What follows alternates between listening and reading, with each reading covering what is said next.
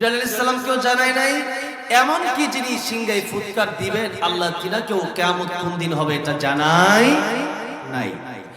এবার আসেন, ওটা তো হলো বড় কিয়ামত, আর ছোট কিয়ামত মানুষের মরণ। এই মরণ যার যেদিন হয়ে যাবে তার সেদিন থেকে হিসাব শুরু হয়ে যাবে। আল্লাহর নবী বলেন, আমি নবী, আমার কাছে মালাকুল মাউত আসলে আমার কাছ থেকে অনুমতি নেওয়া লাগবে। নবীজির কাছে যখন মালাকুল মাউত এসেছিলেন অনুমতি নেয় নাই, নিয়েছিলেন। দরওয়াজার বাইরে থেকে আল্লাহর নবীর কাছে আসার জন্য মালাকুল মাউত পারমিশন চেয়েছিলেন। অতঃপর নবী বলেছিলেন, ফাতিমা দরওয়াজা খুলে দাও, দেখো কে এসেছে। ফাতিমা দরওয়াজা খুলে দেখে এটা তেমন মানুষের, সাধারণ কোন মানুষের মতো দেখা যায় না। মক্কা নগরীর মানুষের সাথে কোনো মিল নেই, মদিনার মানুষের সাথে কোনো মিল নেই। যার মাথা আকাশ, যার পা জমিনে। নবীকে ডাক দিয়ে বললেন, ও আমার পিতা, ও আমার বাবা, এমন লোক আমার জিন্দেগিতে আমি কোনোদিন দেখি নাই। নবীজি ডাক দিয়ে বলেন, ফাতিমা, এটা দুনিয়ার কোন সাধারণ মানুষ না, উনি মালাকুল মাউত আজরাইল আলাইহিস সালাম। ও বাবা, এখন কেন আসবে তিনি? মা, এখন এসেছে, আমার হয়তো জীবনের শেষ কাল চলে এসেছে, আর হয়তো আমি বাঁচব না। ফাতেমা বলে, না ও বাবা, আপনাকে আমি যেতে দিব না। নবীজি বলেন, ফাতেমা রে, तमाम পৃথিবীর মানুষের কাছে যখন মালাকুল মাউত আসে, মালাকুল মাউত আসার জন্য পারমিশন নেয় না, অনুমতি নেয় না। কিন্তু আমি নবী হওয়ার কারণে, আমি আল্লাহর বন্ধু হওয়ার কারণে আল্লাহ এই সম্মানটুকু আমারে দিয়েছেন। ও ফাতিমা, দরওয়াজা খুলে দাও, মালাকুল মাউতকে ঢুকতে দাও। মালাকুল মাউত আসার পরেও আবার অনুমতি দিলেন, ইয়া রাসূলুল্লাহ, ইয়া হাবিবাল্লাহ, আপনার জান কবজ করার জন্য এসেছি। আল্লাহ বলেছেন, আপনি যদি হুকুম দেন আপনার জান কবজ করব, আপনি হুকুম না দিলে আপনার জান কবজ করব না, আমি চলে যাব। নবী বললেন, হাত্তা ইয়াতিয়ানি জিবরাইল, জিবরিল আসার আগ পর্যন্ত তোমার সাথে আমি কোনো কথা বলবো না, তুমি ওইদিকে থাকো।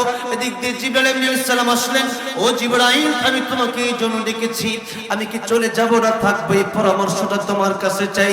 জিবরাইল ডেকে বলেন, ইয়া রাসূলুল্লাহ, ইয়া হাবিবাল্লাহ, দুনিয়াতে মানুষ আপনারে কষ্ট দিয়েছে, এই দুনিয়া কষ্টের জায়গা, আর দুনিয়া সিজনুল মুমিন ওয়া জান্নাতুল কাফির, এই দুনিয়া মুমিনের আরামের জায়গা নয়, এই দুনিয়া মুমিনের কষ্টের জায়গা।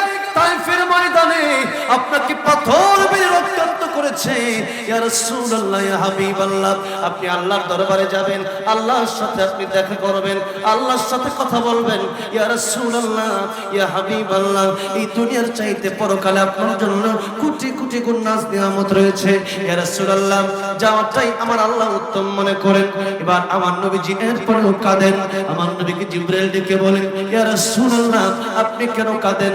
নবীজি ডাক দিয়ে বলেন, জিবরাইল,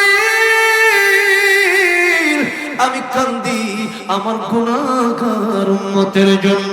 জোরে জোরে বলেন সুবহানাল্লাহ। নবীজি মৃত্যুর সময় কাঁদলেন উম্মতের জন্য, আর আমরা উম্মত হইয়া আজকে নবীর আদর্শ নাই। আজকে আমাদের আদর্শ ব্রাজিল, আর্জেন্টিনা, আদর্শ নায়ক নায়িকা, আদর্শ আজকে বানাইছে খেলোয়াড়। কারে আদর্শ বানাইছেন? যার আদর্শ বানাইছেন আপনি তার সামনে গিয়ে দেখেন কোন দাম আপনারা দেবে না। কিন্তু আমার নবী সারাটা জীবন উম্মতে উম্মতে বলে কাঁদলেন। এখনো কবরের ভিতরে আমার নবী হায়াতুল নবী, জিন্দা নবী, উম্মতের জন্য কাঁদেন। কিয়ামতের ময়দানে আমার নবীজি কাঁদতে কাঁদতে উম্মতের জন্য মরবেন। বলেন তো, সেই নবীর আদর্শ আমাদের জীবনে বাস্তবায়ন করার দরকার আছে না নাই? মন আমার কাঁদে রে, প্রাণ আমার কাঁদে রে, যেতে সোনার মদিনা, যেই মদিনা ধন্য হলো, যেই